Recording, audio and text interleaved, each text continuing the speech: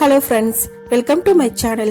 இன்னைக்கு இந்த வீடியோவில் நம்ம என்ன பார்க்க போறோம் அப்படின்னா ரொம்ப ஈஸியான காலிஃப்ளவர் ஃப்ரை தான் பார்க்க போறோம். இந்த காலிஃப்ளவர் ஃப்ரை செய்யறது ரொம்ப ஈஸி, டேஸ்ட்டும் ரொம்பவே நல்லா இருக்கும்.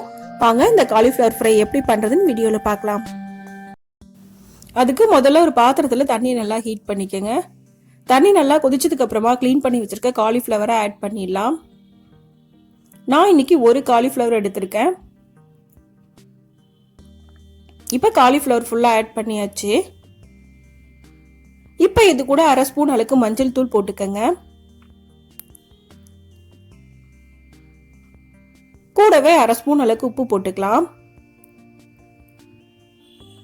போட்டுட்டு 2 to 3 நிமிஷம் போல நல்லா கொதிக்க வச்சுட்டு அடுப்பை ஆஃப் பண்ணிட்டு தண்ணியை வடிச்சு எடுத்துருங்க. அடுத்ததா அதே கடாயில 2 ஸ்பூன் அளவுக்கு எண்ணெய் ஊற்றிக்கங்க. எண்ணெய் நல்லா சூடானதுக்கு அப்புறமா அரை ஸ்பூன் கடுகு போட்டுக்கலாம். அரை ஸ்பூன் அளவுக்கு சோம்பு அதையும் போட்டுக்கோங்க. இது ரெண்டும் நல்லா ஃப்ரை ஆனதுக்கு அப்புறமா ஒரு பெரிய வெங்காயம் பொடியா நறுக்கி அதையும் ஆட் பண்ணிக்கலாம். பொடியா நறுக்குன ஒரு பச்சை மிளகாய் ஆட் பண்றேன். கொஞ்சமா கருவேப்பிலை போட்டுக்கலாம். இது எல்லாத்தையும் சேர்த்து நல்லா மிக்ஸ் பண்ணிக்கோங்க. வெங்காய கலர் சேஞ்ச் ஆகிற அளவுக்கு இது நல்லா ஃப்ரை பண்ணிக்கோங்க. இப்போ வெங்காயம் நல்லா கலர் சேஞ்ச் ஆயிடுச்சு. இப்போ இது கூட ஒரு தக்காளி நான் பொடியா நறுக்கி அதையும் ஆட் பண்ணிக்கிறேன். நல்லா ஒரு தடவை மிக்ஸ் பண்ணி விட்டுக்கலாம். இப்போ இது கூட அரை ஸ்பூன் அளவுக்கு ரெட் சில்லி பவுடர் ஆட் பண்றேன். கூடவே 1/4 ஸ்பூன் அளவுக்கு மஞ்சள் தூள் ஆட் பண்ணிக்கங்க. இப்போ தக்காளி நல்லா வெந்து பேஸ்ட் மாதிரி ஆகணும், அந்த அளவுக்கு இதை நல்லா ஃப்ரை பண்ணிக்கங்க. இப்போ தக்காளி நல்லாவே குக் ஆயிருச்சு, பேஸ்ட் மாதிரி ஆயிருச்சு. இந்த ஸ்டேஜ்ல நம்ம வேக வச்சு வச்சிருக்க காலிஃப்ளவரை இதில் ஆட் பண்ணிடலாம். கூடவே தேவையான அளவுக்கு உப்பு சேர்த்துக்கங்க. சேர்த்துட்டு நல்லா மிக்ஸ் பண்ணிக்கங்க. இந்த பொரியலுக்கு நீங்க தண்ணி எதுவுமே ஊற்ற தேவையில்லை.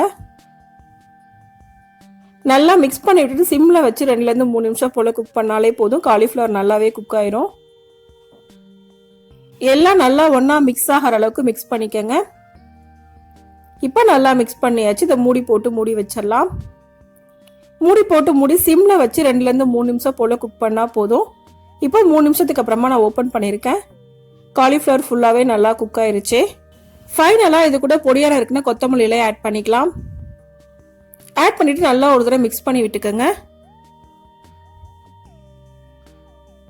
நல்லா மிக்ஸ் பண்ணதுக்கு அப்புறமா நம்ம அடுப்பை ஆஃப் பண்ணிடலாம். இப்போ நமக்கு ரொம்பவே ஈஸியான காலிஃப்ளவர் ஃப்ரை ரெடி ஆயிருச்சு. இந்த காலிஃப்ளவர் ஃப்ரை செய்யறது ரொம்ப ஈஸி, வெறும் 5 நிமிஷம் போதும். இந்த ரெசிபியை இதே மெத்தட்ல நீங்களும் செஞ்சு பாருங்க. இந்த வீடியோ உங்களுக்கு பிடிச்சிருந்தா லைக் பண்ணுங்க, ஷேர் பண்ணுங்க, கமெண்ட் பண்ணுங்க. மறக்காம சேனலை சப்ஸ்கிரைப் பண்ணுங்க. தேங்க்ஸ் ஃபார் வாட்சிங்.